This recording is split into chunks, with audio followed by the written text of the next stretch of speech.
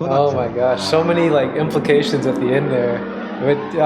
Okay, that was amazing. I just listened to it. Hey, welcome. My name's Sakri. This is we're listening to X minus one old radio show. This is from whatever Isaac Asimov, sci-fi legend. We all know this is a great story. It's called Hostess. This is fantastic. Completely recommend it. You're gonna have some imagination going on here. If you're gonna sit down and actually think about it, have imagination flowing, you're gonna have some like societal implications and things. So if you want to give this your full focus, please give it your full focus. This is probably very good for people who are not familiar with radio. Also, the acting is really good, so maybe it's okay for passive, but I'm recommending this for an active listen. Sit down and only listen to this. Don't like, stare at your wall or something. Just listen to the story. It's fantastic. Thumbs up all the way. And if you like radio shows, give me a thumbs up here. Anyway, I hope you enjoy it. Please tell me how you like it. Have a good time. Countdown for blast off. X minus 5, 4, 3, 2, X minus 1, fire.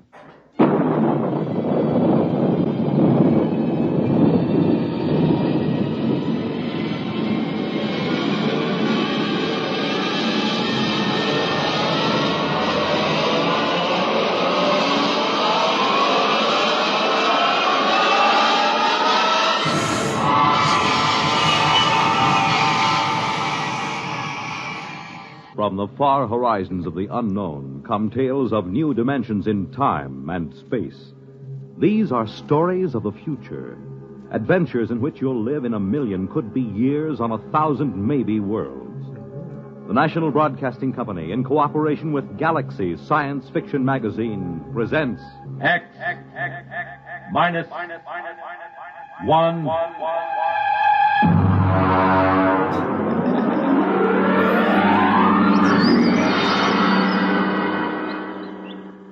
Tonight, Hostess by Isaac Asimov. Oh yeah. Okay. Oh, we know it's gonna be good. Isaac, tell us your stories.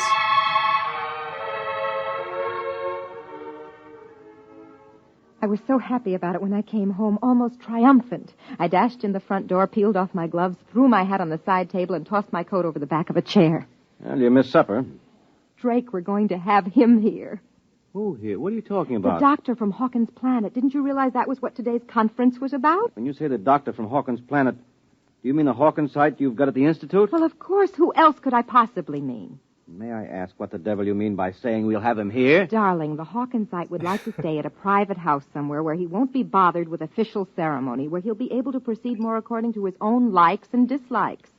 I find it quite understandable.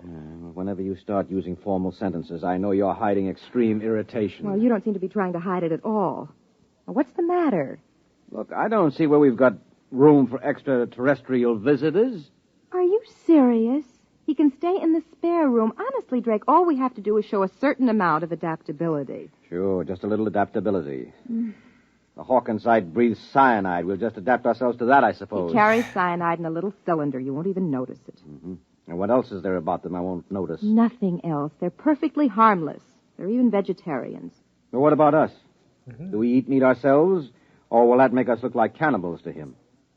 I won't live on salads to suit him, I warn you. Drake, it means very much to me. Well, why? Because if he stays here for any length of time, I can study him real closely. Very little work has been done on the biology and psychology of the individual Hawkins site or of any of the extraterrestrial intelligences. Surely you must see the opportunity. He stays here. We speak to him, watch him, observe his habits. Look, I've spoken to men who are in charge of security groups watching various Hawkins site missions on Earth. The missions stay in the rooms assigned to them, and they don't leave for anything but the most important official business. They have nothing to do with Earthmen. It's quite obvious that they're as revolted by us as I personally am by them. Drake, he's a doctor. He's coming here for medical research, and I'll grant you that he probably doesn't enjoy staying with human beings and will probably find us perfectly horrible. But he must stay just the same. All right. Have it your own way. You sure you don't want any coffee? No. Drake, you're not angry about this, are you? No, I'm not angry. Terrible situation to be in. Nobody likes anybody. Most of my friends had been surprised when I married Drake because they couldn't understand my marrying a policeman.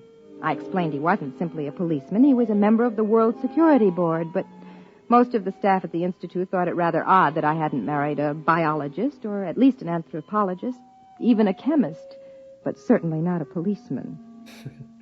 I was waiting for Drake with some apprehension that evening as I sat in the living room. Hark Tolan, the Hawkinside, was standing quietly in the middle of the room. He was not sitting since he was not anatomically constructed to sit. He stood on two sets of limbs placed close together, while a third pair, entirely different in their construction, were suspended from a region that would have been the upper chest in the human being.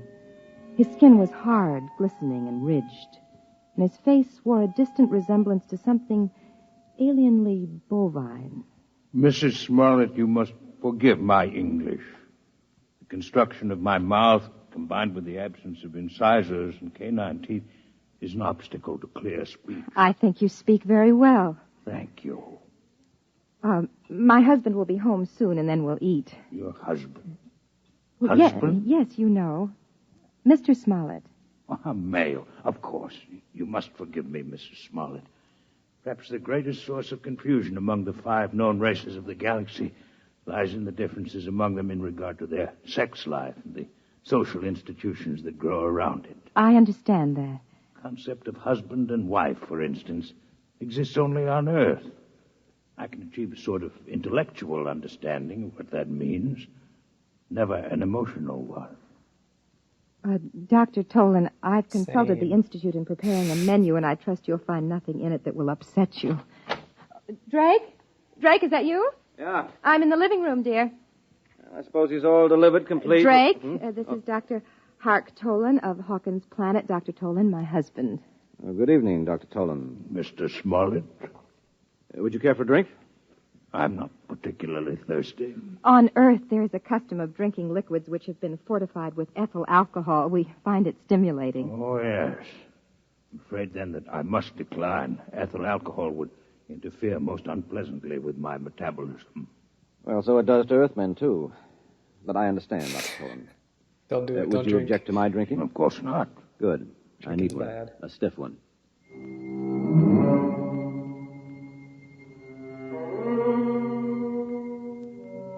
He stood at the table.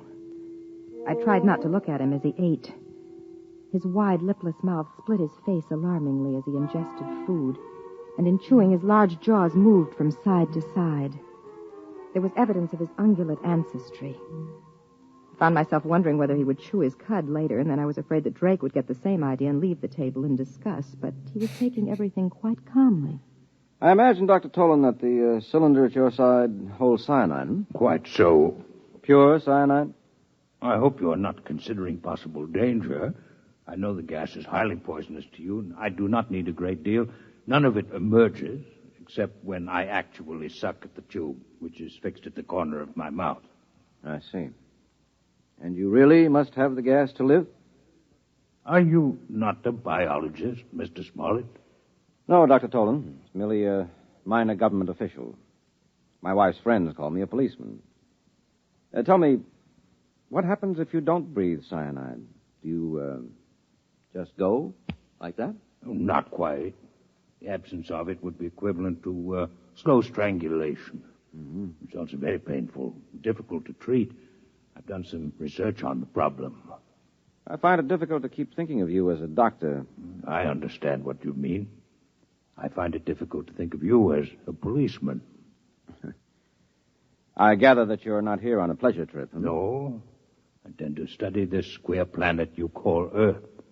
Queer? In what way?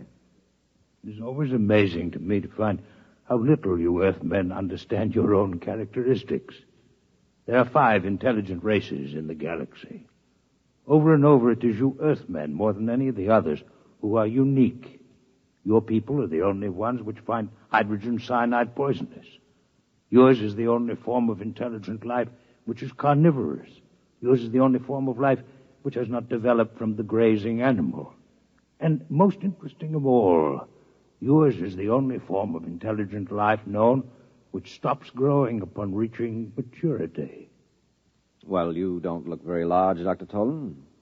I should say that you're an inch taller than I, which would make you 6'2". Are you young, or are you just small on Hawkins' planet? Neither. We grow at a diminishing rate with the years, so that at my age it would take 15 years to grow an additional inch. But we never entirely stop. And, of course, as a consequence, we never entirely die. Did you hear that, Rose? I never knew that before. You mean people on Hawkins' planet are immortal? No people are truly immortal. Few of us live more than several centuries of your time. Still, it is unpleasant to think that death may come involuntarily. It's something which to us is extremely horrible. Oh, Wow. we're quite used to it. You Earthmen live with the thought. We do not. This is why we are disturbed to find that the incidence of inhibition death has been increasing in recent years. What is this inhibition death? A pathological cessation of growth. It's a wasting disease. A tragic one. And absolutely incurable. It is fatal within a year. What causes it? Mr. Smollett, we know nothing about the cause of the disease. Well, then why did you come to Earth to study it? Because, again, Earthmen are unique. They are the only intelligent beings who are immune. The inhibition death affects all other races, while Earthmen are immune. Somewhere in the biochemistry of the Earthite, there is the secret of that immunity. How interesting it would be to find it. Well, now, look here. You can't say that Earthmen are immune. From where I sit, it looks as if the incidence is 100%. All Earthmen stop growing, and all Earthmen die. We've all got the inhibition death. Earthmen live up to 70 years after the cessation of growth. That is not death as we know it. Your equivalent disease is rather one of unrestrained growth. Cancer, you call it. Interesting.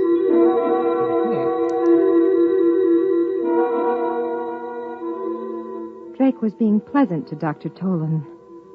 I wasn't sure whether it was for my sake or for his own. Drake has never gone out of his way to please me. Sometimes when I'm gloomy, I look at him across the table and ask myself, why did he marry me? And suddenly, after dinner in the living room, Dr. Tolan asked a question which surprised me. You are a policeman, Mr. Smollett? Yes. I wonder, could you show me through one of the police departments on your planet? Well, I don't belong to a police department in exactly the way you imagine. However, I have some contacts in the New York City Department. Would I be able to visit the Missing Persons Bureau? Why are you interested in Missing Persons Bureau? Because there again, you are unique. There's no such thing as a missing person on our planet. We're always aware of each other's exact location, no matter where on the planet we might be. Can you feel such awareness even now on Earth?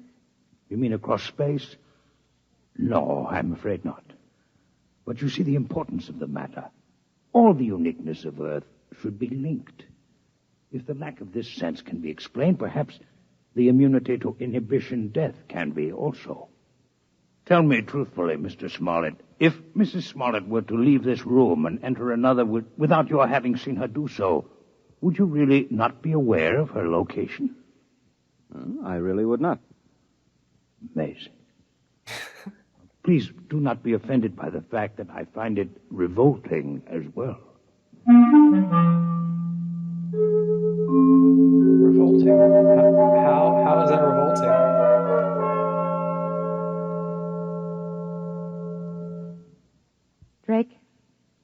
Drake, Yes, I'm awake. why were you talking about the inhibition death to Dr. Tolan?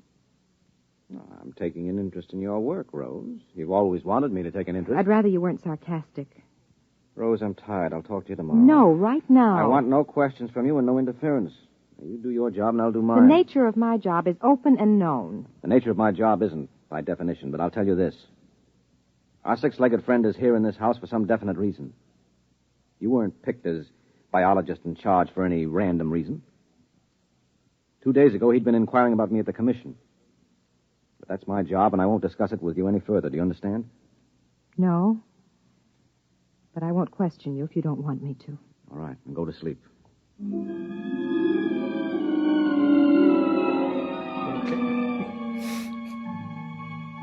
I lay stiffly on my back, and the minutes passed and the quarter hours.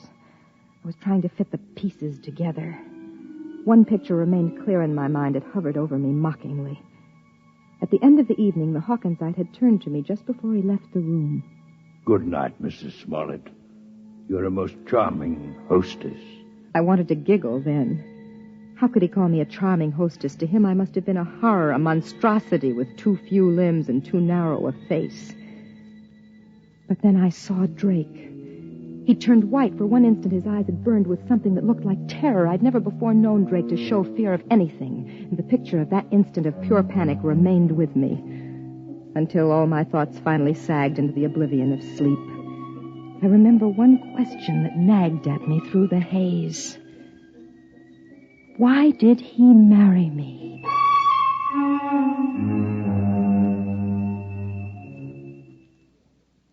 I found your Missing Persons Bureau interesting in that the large majority of missing persons are males. Oh, well, that's not mysterious, Dr. Tolan. You simply didn't realize the economic setup we have on Earth.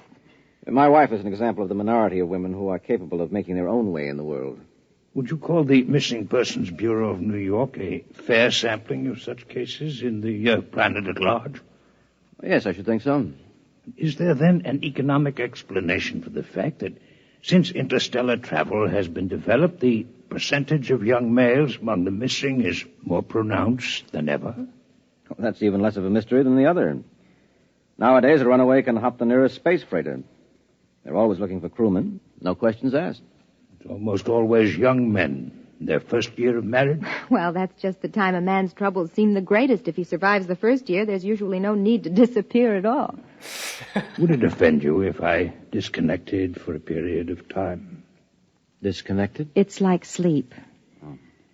I hope you haven't had too exhausting a day. It's just that I've been absorbing so many new and unusual concepts that I feel a desire for a little disconnection.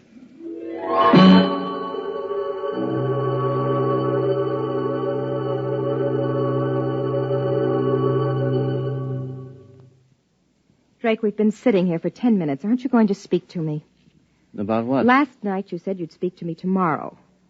Well, I'm ready now. I thought it was agreed that you wouldn't question me about my business in this matter. I think it's too late for that. I know too much about your business by now.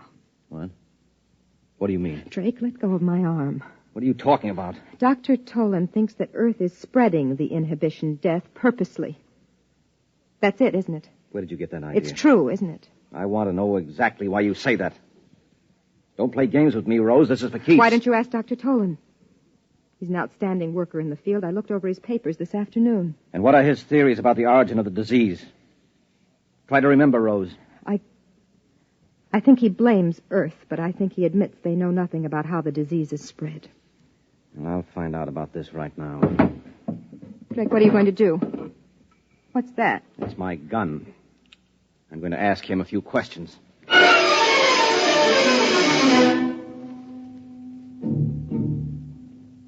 He ran out of the bedroom, down the corridor towards Dr. Tolan's room.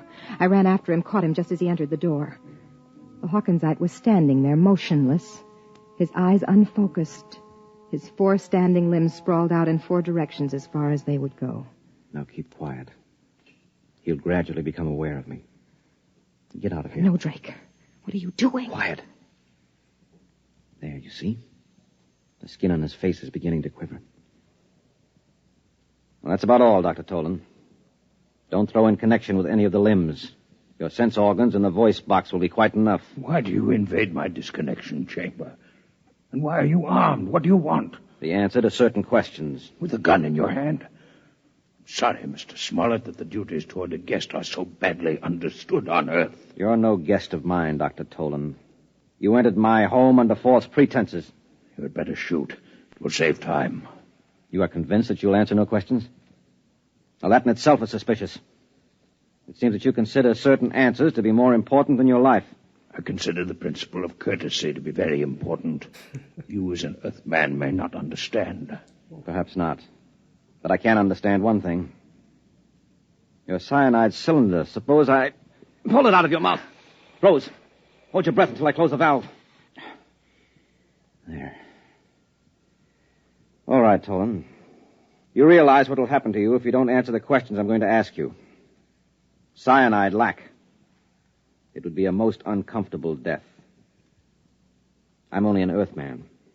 I can't appreciate its true horrors, but you can, can't you? Drake, give him the cylinder. Give it back to him. You have about 1 hour, I think, until the effects are irreversible. Talk quickly, Dr. Tolan. You'll have your cyanide cylinder back. What are your questions? What are your theories concerning the inhibition death? Why did you really come to Earth? What is your interest in the Missing Persons Bureau? For years, I have been investigating the cell structure of my patients suffering from inhibition death. I've been forced to use the utmost secrecy, since the methods I used were frowned on by my people.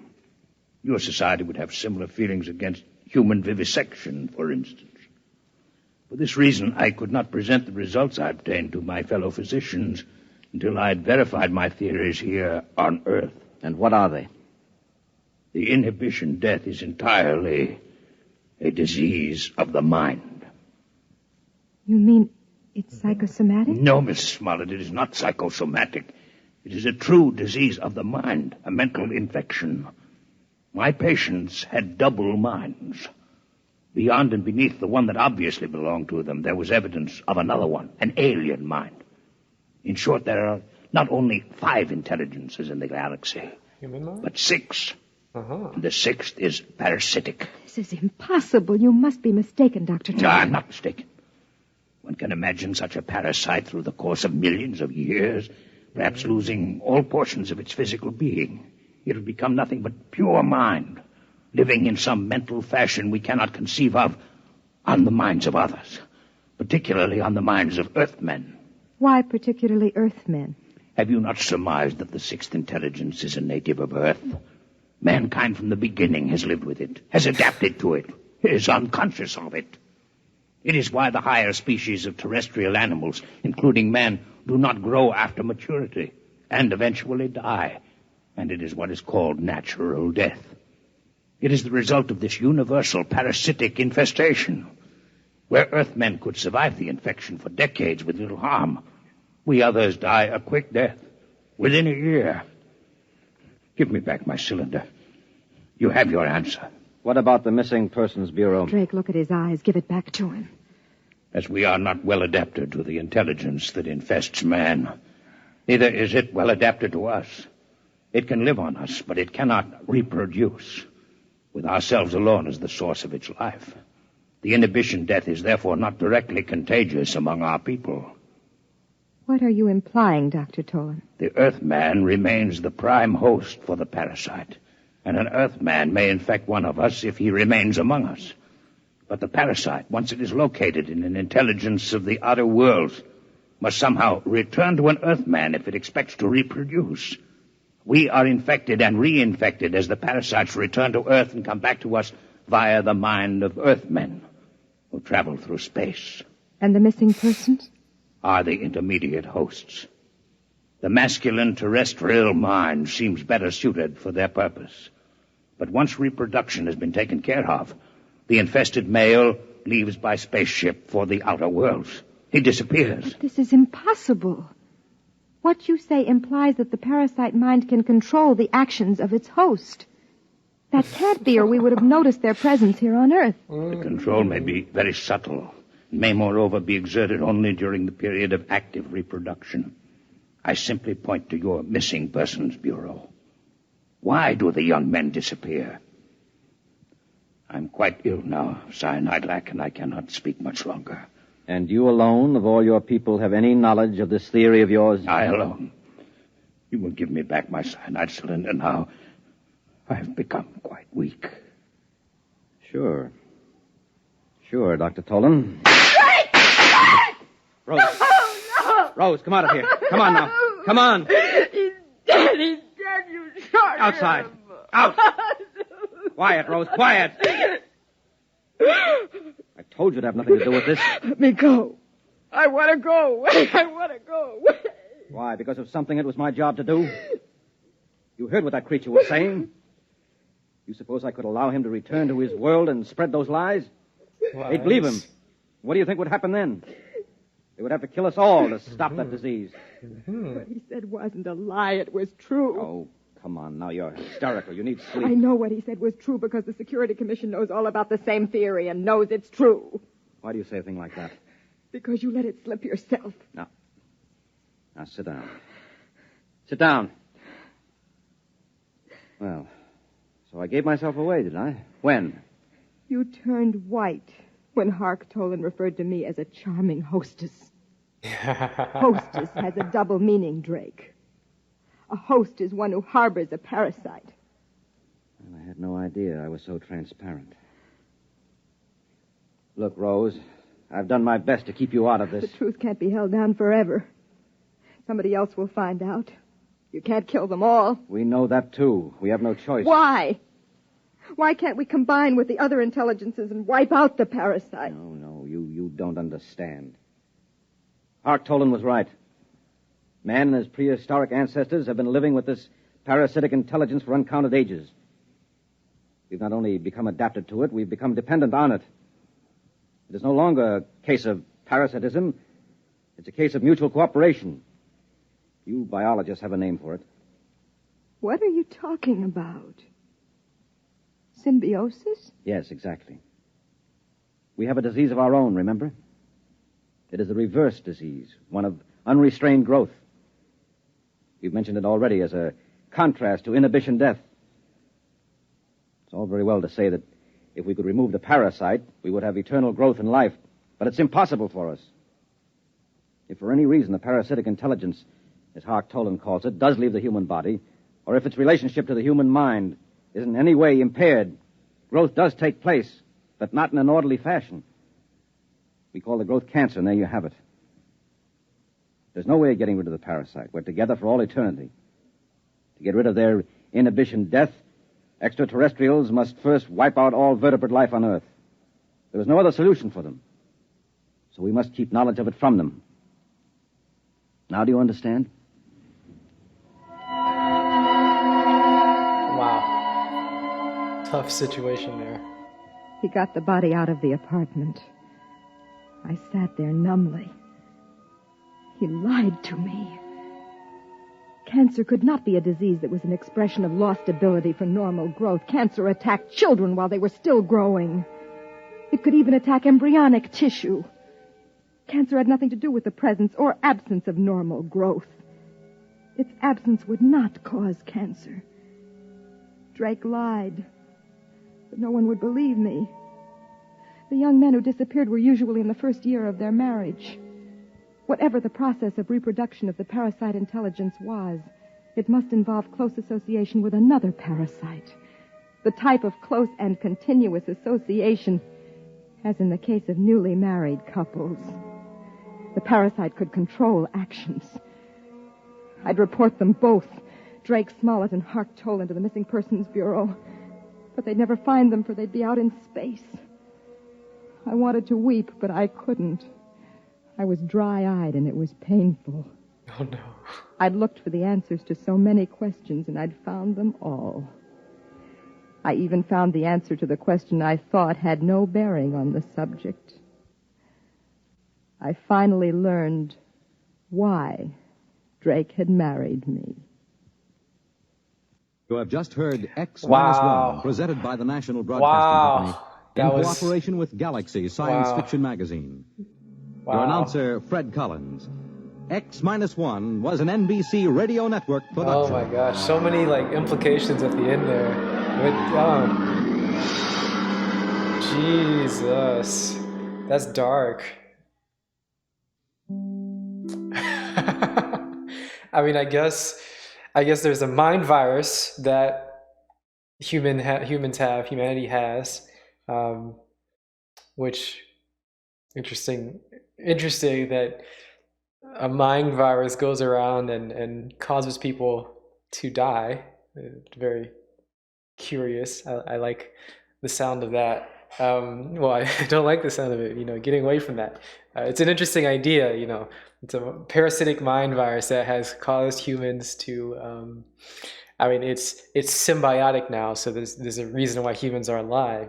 Humans have this mind virus, and they've evolved with it, and now they produce because of this mind virus. But it's something that slowly kills them, and it would be worse. Other species wouldn't be. Other intelligent species of the galaxy don't have this mind virus, which is supposedly. I mean, there's a connection there between all the other intelligent beings being compassionate or vegetarian, not having long-term relationships, which is an interesting thought there. And in the ending, like this lady has a mind virus that has taken over her body, and he says it's subtle. It has like subtle.